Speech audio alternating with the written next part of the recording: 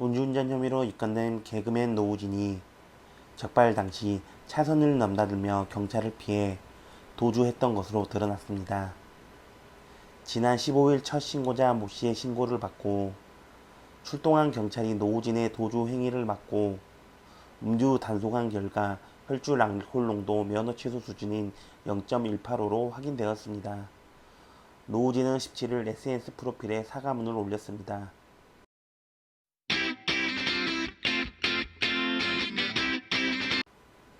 지난달 8일 한 도로에서 사설 구급차와 일부러 접촉 사고를 내고 사고 처리부터 해라라고 약 10분간 막아서며 호흡곤란을 호소하는 79세의 폐암 사기 환자를 죽음에 이르게 했던 택시기사가 영장 심사 출석을 하였습니다. 이 사건은 피해자 아들이 택시기사를 처벌해달라며 올린 청와대 국민청원으로 알려지면서 국민의 공분을 샀습니다. 법원은 혐의가 소명되고 증거인멸과 도망 염려가 있으며 구속의 필요성이 있다고 밝혔습니다.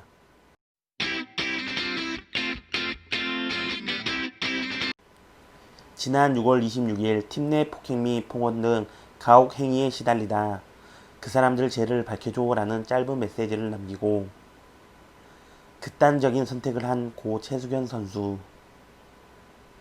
핵심 가해자로 지명된 4명은 청문회장에서 모르쇠로 잡아떼다가 계속 드러나는 증거 자료에 인정하고 김도환 선수 및 장윤전 선수는 자신의 죄를 팀 닥터 및 감독에게 전가하려고 하였습니다.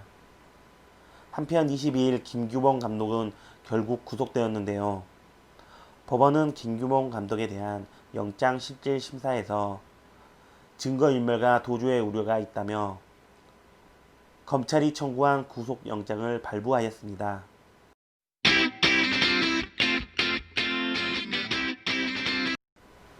다음 달 17일이 임시 공휴일로 21일 확정되었습니다. 이에 토요일인 강복절 15일에 이어 월요일인 17일까지 사흘 동안 휴일이 이어지게 됐습니다. 이에 네티즌들은 사흘 연휴란 표현을 두고 썰전이 일어났습니다.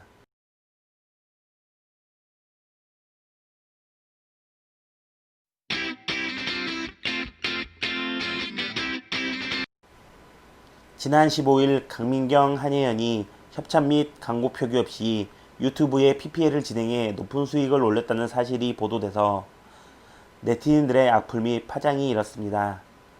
논란이 불거지자 한혜연 및 강민경은 사과의 글을 올렸지만 핑계적인 글로 네티즌들의 공분만 살 뿐이었습니다.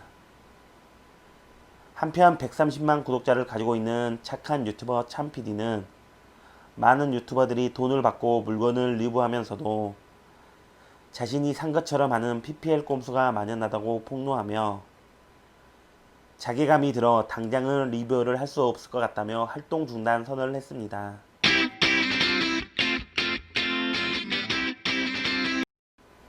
수돗물 유충이 논란이 되고 있는 가운데 지금까지 전국적으로 총 281건의 유충이 발견되었다고 합니다.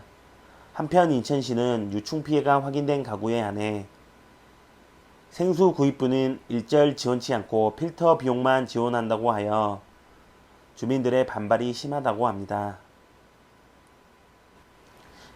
인천시는 유충이 나온 인천 정수장을 밀폐형으로 고치기로 했습니다.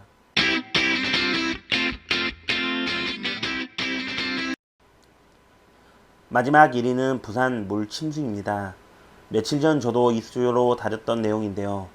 밤사이 200mm가 넘는 폭우가 쏟아지면서 많은 재산 피해와 지하차도에 갇힌 3명이 숨지는 듯 인명피해까지 발생한 가운데 부산시 및 관할지자체의 미흡한 처리가 부산시민의 지적이 제기되고 있습니다. 한편 지난 23일부터 부산에는 평균 176.3mm의 비가 내렸고 해운대가 212mm로 가장 많은 강수량을 기록했습니다. 이번 폭우로 소방재난본부에만 209건의 비 피해 신고가 접수가 됐고 부산경찰청에도 112 신고가 705건 접수됐다고 합니다. 부산의 피해 복구가 신속히 되기를 바라겠습니다. 매주 주말에 업로드하는 주간 이슈 많이 기대해 주세요. 한 번 더 이야기 드리면 주간 이슈 순위는 제 개인적인 의견이 많이 포함되어 있습니다.